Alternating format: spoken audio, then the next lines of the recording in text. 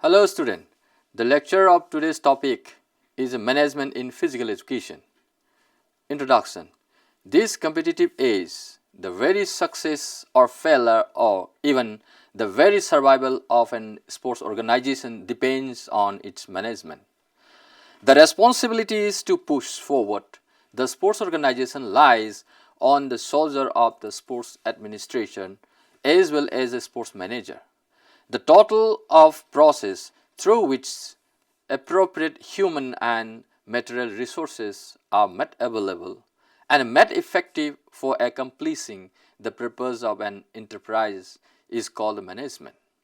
It provides dynamic force that is necessary to convert disorganized resources of men, machine, material, money into a productive organization.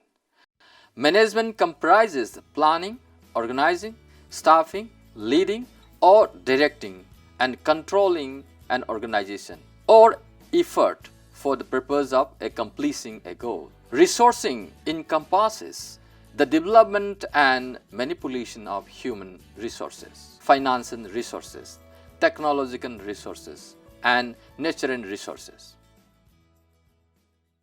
Because organization can be viewed as a system, management can also be defined as human actions, including design to facilitate the production of useful outcomes from a system. This view opens the opportunity to manage oneself, a prerequisite to attempting to manage others. It is chiefly concerned with marshalling the resources, ideas, things, and obtaining the results through the collective effort of people. Principle of management. Henry Fayol has made a clear-cut distinction between the basic principles and basic function of the management. His main contribution was in describing the functions of manager, which include planning, organizing, coordinating, commanding, and controlling. According to Professor Harold Smithy, here are only 4 stages in the management process and only these are to be performed by the management. He has given the sign of POEM stand for planning, organizing, integrating and measuring. Professor Smithy has stated that only these tasks are faced by management. Coate and O'Donnell has described the 5 functions of management. These are as number 1, planning, number 2, organizing, number 3, directing, number 4, controlling, number 5, recruiting the personnel. The sports management expert that if sports management is a process, then it is essential to have the steps interlinked with each other step by step. The process functioning under cover of the sports management are number 1, sports planning. Planning is essentially a primary function of both the sports and management as well as the sports manager. Planning is the administrative function that precedes all other because it is an intellectual activity which involves the idea, fact, aim and knowledge. And effective planning involves the solid forecasting that enable manager to predict which may occur in the future and influence the objective set before. Number 2, organizing for sports. Organization is a process or state of being in which the 2 or more people coordinate their efforts and pool their resources to achieve the given responses. Ballmer et al. 1979.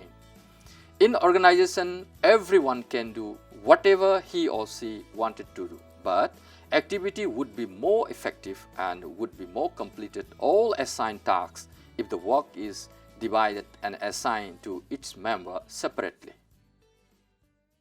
For example, to organize the zonal athletic meet successfully, various members will constitute different committee and will be assigned each member different jobs like opening ceremony, facility and equipment committee, budget committee will look after their committee work for smooth conduct of the competition.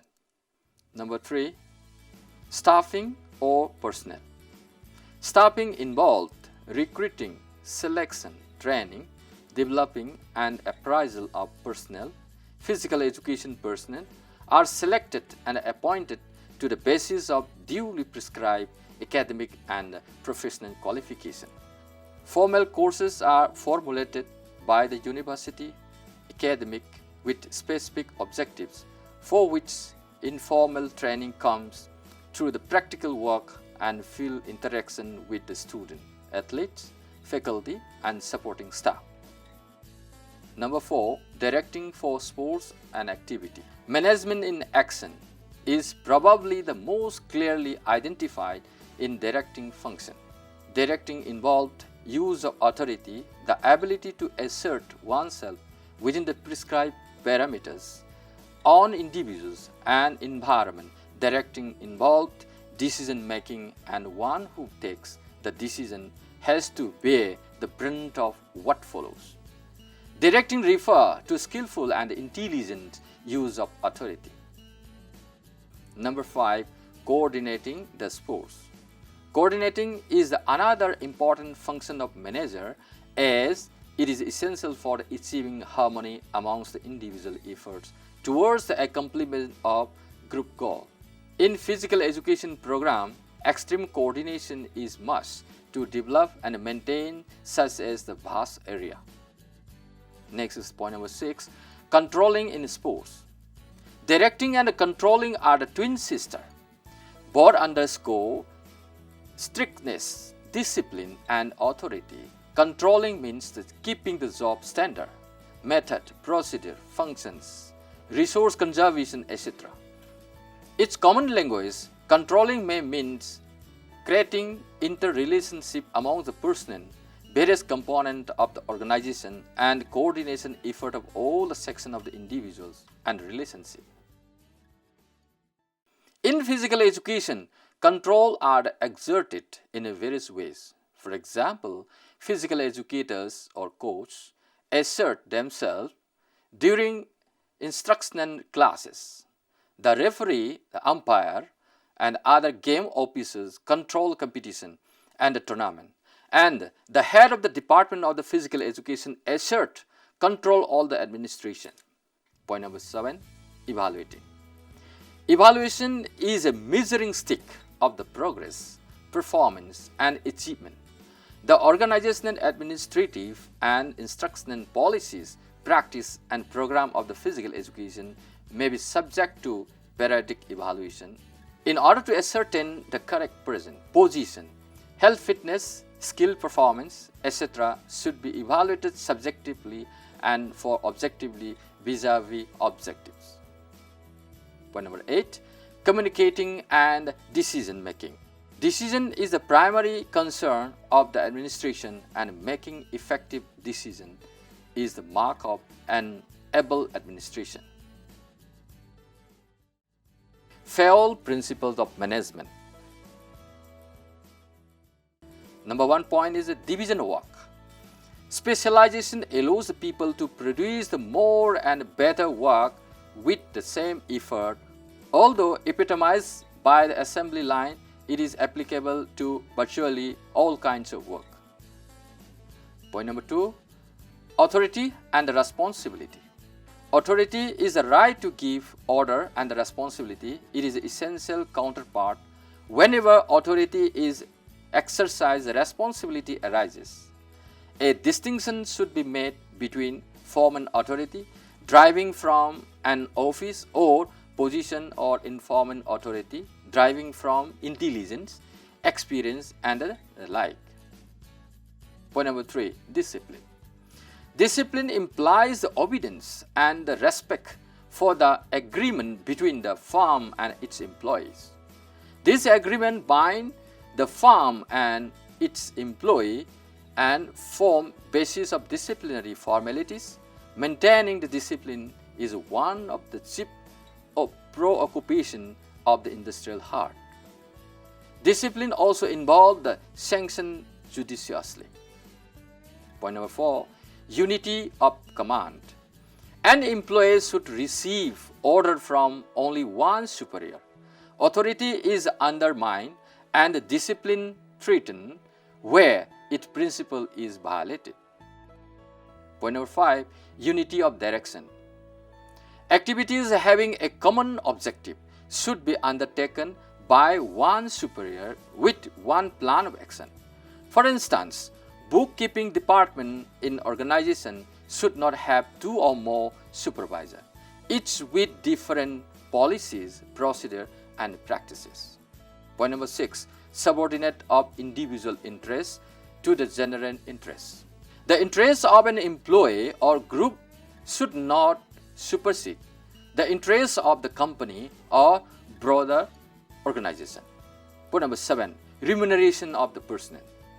Compensation for work done should be fair and satisfactory to both the employees and the organization. Next, point number 8, centralization. Centralization refers to decreasing the role of the subordinate in decision making. Decentralization refers to the increasing role of the subordinates. There is no universal optimum balance. The objective should be make optimum utilization of talent of the person while retaining the final responsibility for management. Point number 9, scalar chain. The scalar chain is the chain of the superior ranging from ultimate authority to the lowest rank. It is an error to depart needlessly from the lines of authority, but it is an even greater one to keep it when determine the business interests. Point number 10, order. There is a place for everyone and everyone should be in his or her place. Physical material should be where required and the person should be in the position best suited to their talent. Point number 11, equity. Managers should be fair and friendly so as to evoke the devotion and the loyalty from the subordinate. Point number 12, stability of tenure of personnel. High turnover is disturbed and closely work to learn their job well. Thus, a lack of stability of the personnel should be avoided. Few even felt that an average or mediocre manager who says is preferable to outstanding manager who come and go. Point number 13, initiative. Initiative involves the thinking out a plan and ensuring its success. These give a zeal and energy to an organization. Point number 14, esprit de corps.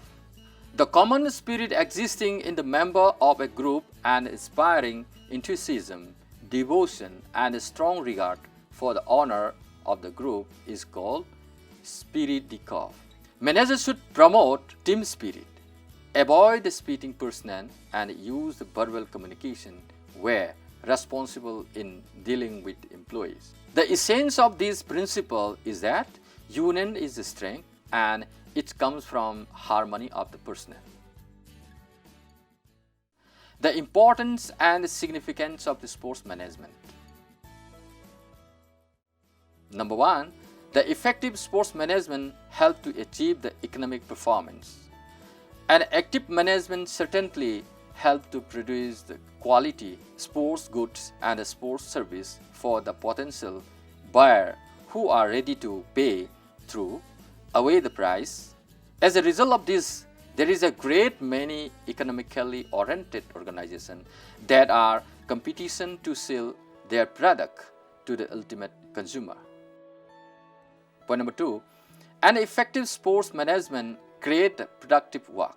Productivity is the key factor in the sports management in case we are considering as the sports business enterprises. The productivity will be measured in terms of profit against it. On the other hand, productivity of sports organization will be measured in terms of organizational stability. The effective athletic director, by applying the knowledge of the sports management principle, can improve the productivity of the program, which are measured in terms of how well the goals are met. In this way, sports management create quality productive work. Point number 3, economy of time. Good managerial skills help to work within the stipulated time. Moreover, timely performed job bring reputation to the organization and minimize the project costs. Point number 4, for effective performance, leadership is essential.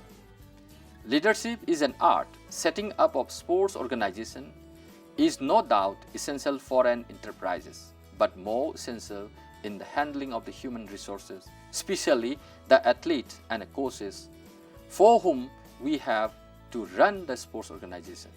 This way, the leadership role of the sports manager of effective performance of management tasks has gained importance.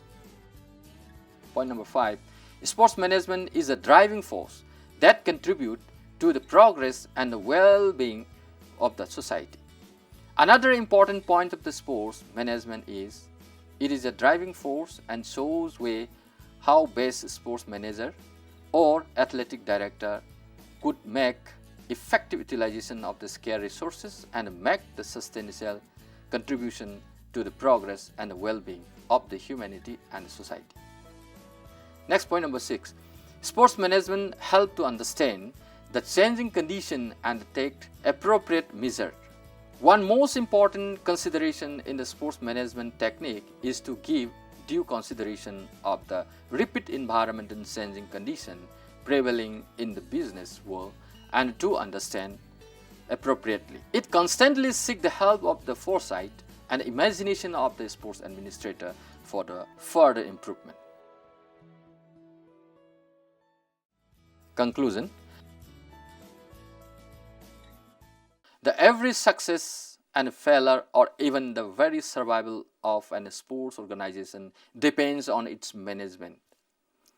Super specialization in each segment of the human activities is demanded, and the sole responsibilities to push forward the sports organization lies on the shoulder of the sports administrator as well the sports manager.